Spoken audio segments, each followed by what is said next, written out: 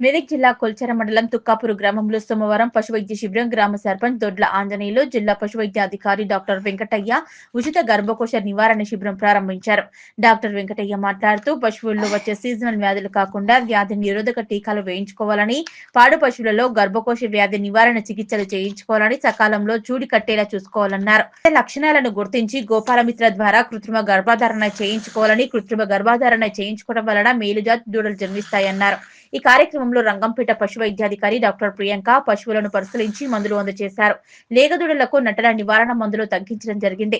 అలాగే మెదక్ జిల్లా గోపాలమిత్ర సూపర్వైజర్ ఎం శ్రీనివాస్ రెడ్డి, గోపాలమిత్రుడు మానయ్య, శ్రీకాంత్, ప్రవీణ్, విజయ్ కుమార్, సిబ్బంది నరేష్ మరియు ఉప సర్పంచ్ ఆర్య రవీందర్ మరియు గ్రామ పాడి రైతులు పాల్గొన్నారు.